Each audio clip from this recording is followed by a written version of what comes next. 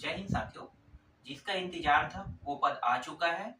बहुत लंबे टाइम के बाद ये पद आया है। तो छात्रावास अधीक्षक के बारे में इस वीडियो में हम चर्चा करेंगे। छात्रावास अधीक्षक का नोटिफिकेशन जो है वो 13 तारीख को आ चुका है और इसका जो पेपर है कैसे होगा, किस किस प्रक्रिया से होने वाले हैं, पूरी जानकारी मैं आपको इस वीडियो में देने वाला हूँ। तो ये जो पेपर है ना, इस बार जो छात्रावास अधीक्षक का पेपर है व्यापम नहीं लेगा। इस बार पेपर लेने वाले हैं पीएससी लेने वाले हैं। अब ये सुन के थोड़ा झटका आपको भी लगा है, मुझे भी लगा है, क्योंकि ये हर बार जो पेपर है ये व्यापम ही लेता था, लेकिन व्यापम अब इसका जो पेपर है वो नहीं लेगा। इस बार जो पेपर है वो पीएससी लेगा। तो पीएससी के थ्रू अब आप इसके एग्जाम को दिलाने वाले हैं और इसमें जो क्वालिफिकेशन है इसके बारे में पूरा मैं आपको बताऊंगा कि आपको क्या, आपके पास क्या क्या होना चाहिए, कितने पद हैं, ठीक है। तो पूरी जानकारी मैं आपको इस वीडियो में बताने वाला हूँ। तो चलो मैं यहाँ पे आपको सबसे पहले नोटिफिकेशन को दिखा देता हूँ। तो नोटिफिकेशन जो है आपको साइड में डिस्प्ले होते हुए दिखाई देगा। तो नोटिफिकेशन पढ़ लेते हैं। ये जो है ना पेपर जो है छत्तीसगढ़ लोक सेवा आयोग के द्वारा लिया जा रहा है। तो छत्तीसगढ़ लोक सेवा आयोग के द्वारा लेगा, मतलब हमारा जो पीएससी है वो पेपर लेगा। और पीएससी के जो फॉर्म है वो थोड़े से लेंथी प्रक्रिया में भरा जाता है, 3 से 4 स्टेप में भरा जाता है। तो वो आप लोग देख लेना, कई यूट्यूब चैनल में आपको मिल जाएगा भरने की प्रक्रिया, और उसमें जो भी भरने के तरीके होंगे वो आपको आसानी से मिल जाएगा, उसमें ज्यादा दिक्कत नहीं है, ठीक है। हम बात करने वाले हैं इसके जो विज्ञापन है उस पर देख लेते हैं, ठीक है। तो विज्ञापन में क्या लिखा है? विज्ञापन में लिखा है ऑनलाइन आवेदन करने की तिथि 20/5/2023 लिखा हुआ है। मध्याह्न 12 बजे से दिनांक 8/6/2023 रात्रि 11:59 तक होगा। मतलब 8 तारीख लास्ट डेट रहेगा। और फॉर्म डालने की जो तिथि स्टार्ट होने वाला है वो है 20 तारीख से शुरू होने वाला है। तो आप 20 तारीख से लेकर आप 8 तारीख के बीच आप एग्जाम के लिए आवेदन कर सकते हैं। इसमें कुल जो पद है उसके बारे में जान लेते हैं। बाकी इसमें जो दिया है ना आपको महत्वपूर्ण जानकारी जो आपको दिखाई दे रहा है, इसको पढ़ने की आवश्यकता नहीं है, इसमें कुछ खास नहीं दिया होता है, ठीक है। वही सब चीज है। अगर मान लो बाय द वे आपसे त्रुटि हो जाता है भरने में, तो 500 रुपया आप दे के आप अपनी त्रुटि को सुधार सकते हैं। उसके लिए भी अलग से डेट यहाँ पे जारी किया गया है।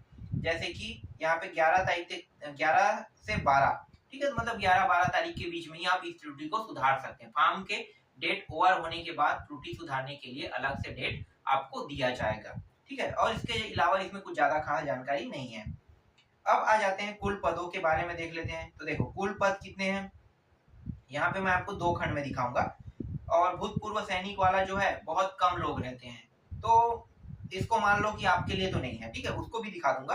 तो पहले हम देख लेते हैं। और ये जो पद है वो डी ग्रेड है ना, डी श्रेणी है।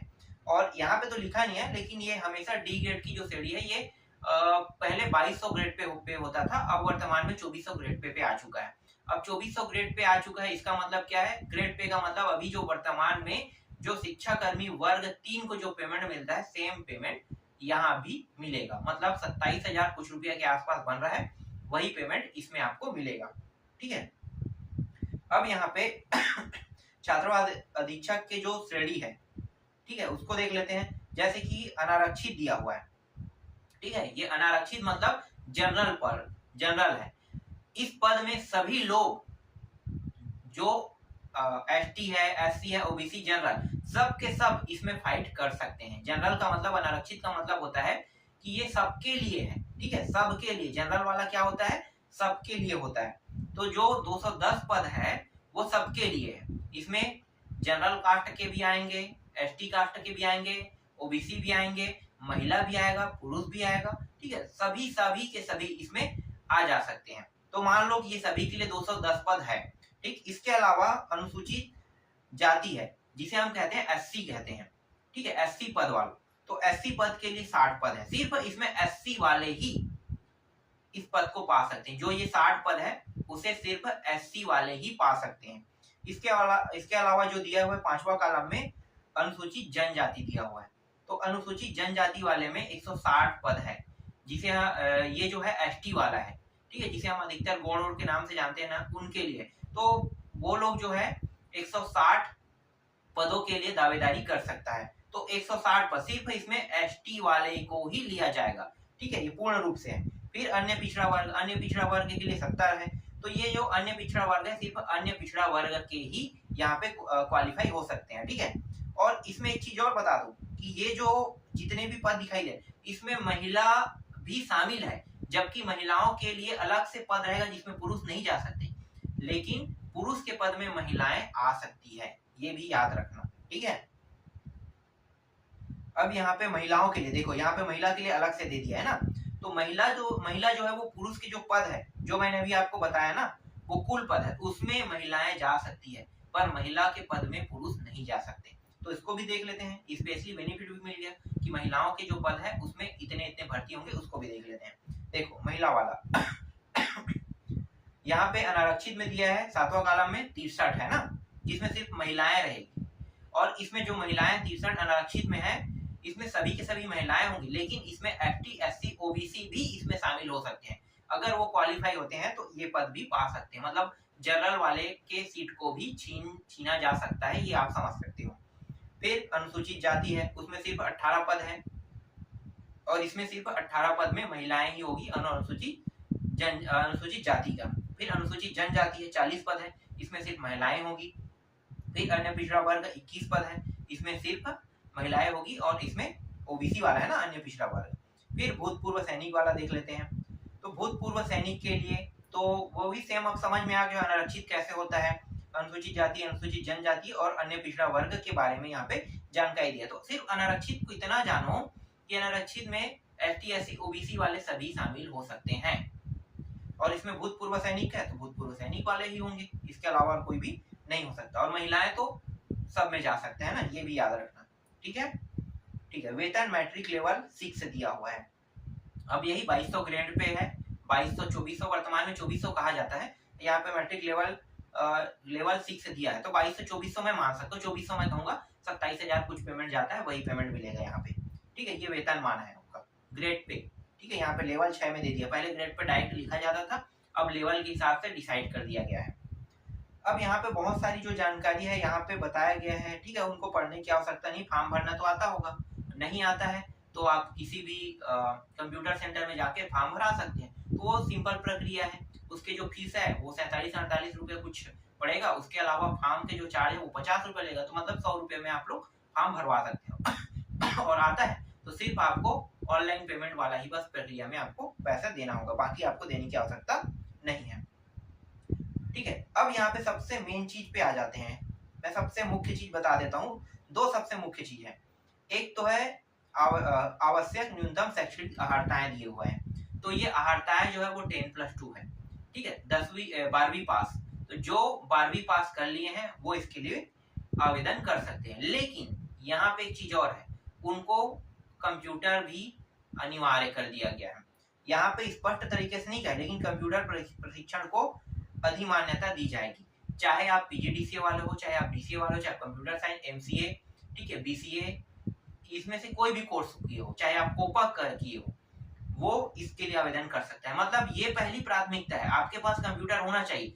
अगर आपने सिर्फ 12th पास कर लिया है तो आप इसके लिए आवेदन नहीं कर सकते, आपके पास कोपा का डिग्री होना चाहिए, क्योंकि कोपा 10वीं बेस में होता है, तो आपने कोपा कर लिया है तो आप 12th पास भी कर लिए हैं तो आप आवेदन कर सकते हो, लेकिन आपने ना तो कोपा किया है और 12th पास कर लिया है तो आप इसके लिए आवेदन नहीं कर। हाँ, इसके अलावा अगर आपके पास डीसीए का भी डिग्री है तो भी चल जाएगा, हाँ डीसीए, ठीक है, डीसीए का डिग्री होगा 1 साल का होता है, 12वीं के बाद कुछ लोग कर लेते हैं तो वो भी चल जाएगा।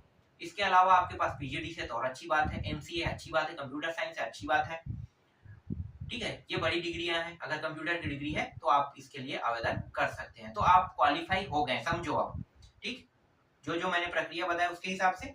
अब मैं आपको बताने वाला हूँ कि कंप्यूटर का जो यहाँ पे नंबर है 50 अंक का आएगा, तो 50 अंक में यहाँ पे तो लिखा नहीं है, पिछली वाली जो तरीके हैं उसी हिसाब से होगा, 50 अंक में पहले आपको इसको पास करना है, 25 अंक लाना है, मतलब 50% पासिंग मार्क रहेगा। जब आप 50 नंबर जो कंप्यूटर करेगा, जब आप इसे क्वालिफाई कर लोगे तब आपका जीके मैथ्स बाकी जो सब्जेक्ट है जितने जितने नंबर वो जुड़ेगा, समझ रहे हो ना, पहले कंप्यूटर को आपको पास करना होगा, कुछ लोग कंप्यूटर पास नहीं कर पाते हैं। छात्रावास अधीक्षक का मेरे पास ओल्ड बहुत सारे ओल्ड 2013 या 15 का 2 पेपर है ना मेरे पास है, तो वो पेपर मैंने देखा भी था, कि उसमें जो 50 नंबर के प्रश्न आते हैं, तो पहले 25 नंबर का जो पहले व्यापम लेता था पेपर, लेकिन इस बार क्या हो रहा है, इस बार पीएससी ले रहा है। तो पहले आपको पास करना है 50 नंबर के, 50 में 25 आपको लाना है, ठीक है, 25 नंबर लाना है। ऐसा नहीं कि माइनस मार्किंग रहेगा, आप माइनस मार्किंग 25 बना दिए और कहोगे और 4 प्रश्न गलत, तो कितना हो जाएगा, 4 नंबर को आप इसको काट लो, माइनस कर लो, और उसका एक नंबर, एक 4 का रहेगा, ठीक है, तो इसका नंबर माइनस हो जाएगा, तो आपके पास तो 20 ही नंबर रहेगा, तो आप क्वालिफाई नहीं है इसके लिए, ठीक है, मतलब आप पास नहीं हो पाओगे। पहले पास होना, फिर उसके बाद नंबर, और इसमें क्वालिफाई नंबर कितना है इसके बारे में मैं जानकारी दूंगा, इस वीडियो में नहीं देने वाला, ठीक है, नेक्स्ट वीडियो में बताऊंगा। अभी सिर्फ इतना जान लो कि कंप्यूटर की जो प्रश्न आएंगे 50 नंबर के, उसमें 25 नंबर पाना अनिवार्य है।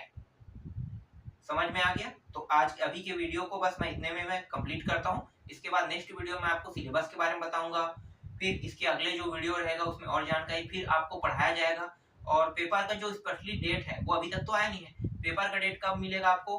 पेपर होने से 10 दिन पहले मैसेज आ जाता है आपकी ईमेल आईडी में, आपको बता दिया जाएगा कि आपका पेपर जो है इस डेट में होने वाला है, ठीक है, तो ईमेल के थ्रू ये मैसेज आ जाता है। तो ईमेल आईडी और अपना मोबाइल नंबर उसमें दर्ज करना भूलना मत, ठीक है, दोनों अनिवार्य कर दिया गया है, लेकिन आप चालू वाले नंबर को देना, क्योंकि मैसेज के थ्रू भी आता है और ईमेल आईडी के थ्रू भी आपको एक एसएमएस प्राप्त होगा, उसके थ्रू आप अपना एडमिट कार्ड प्रिंट करा सकते हैं। तो इसमें इस पर डेट नहीं बताया है, तो मैं बस आपको इतना बताना चाहूंगा कि आपके पास अच्छा टाइम है, 20 से लेके 8 तारीख के बीच में आपको फॉर्म डालना है, और उसके बाद 1 महीना बाद पेपर होता है, तो आपके पास 1.5 से 2 महीने का टाइम है पढ़ाई करने के लिए। तो मैं आपको पढ़ाऊंगा और आपके पूरे पार्ट को कंप्लीट भी जल्द से जल्द करा दूंगा।